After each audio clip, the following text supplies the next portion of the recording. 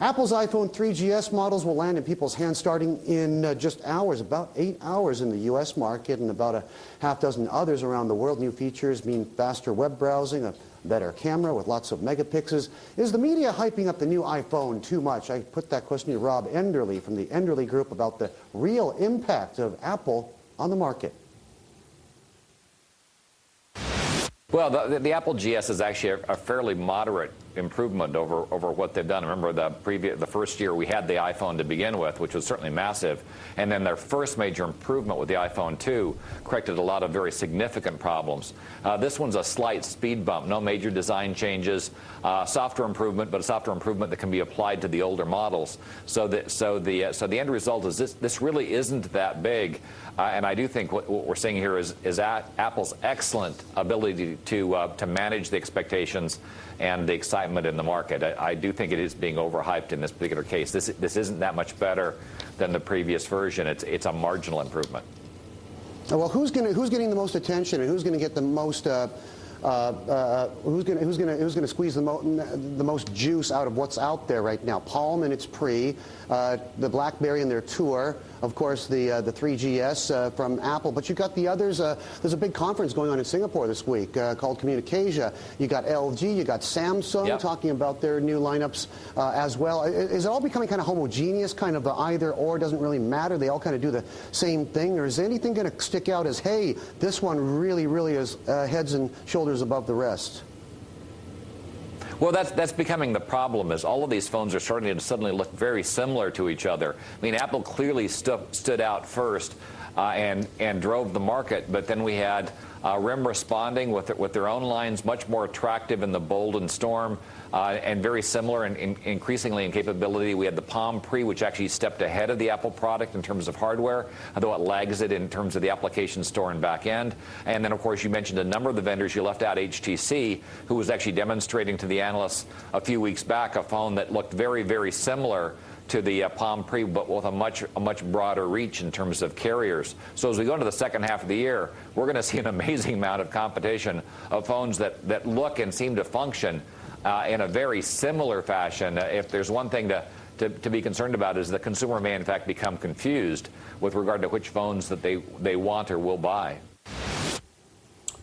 Rob Enderle joining us from the West Coast of America. In the interest of transparency and full disclosure, we should note that Mr. Enderle, who is quite a celebrity in this space, a frequently quoted industry analyst, does include affiliations like Microsoft, happens to be one of the clients on the list of the Enderle Group there. Just want to make that that distinction there. Our guest today is Peter Churchhouse, who does not consult with Microsoft, do you? Certainly not. And not Apple, right?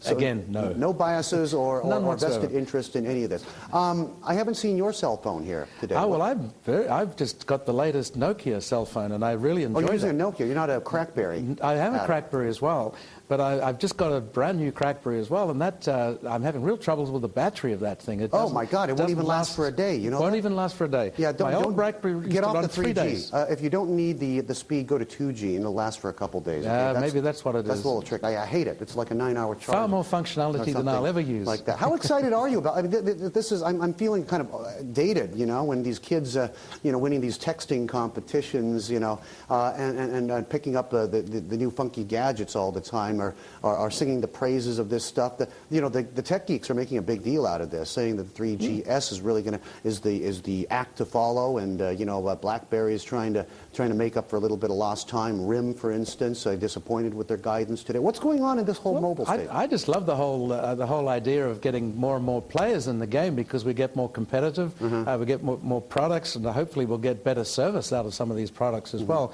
I'm finding a lot of drop calls these days on phones in this part of the world. I don't know if that's happening in the States.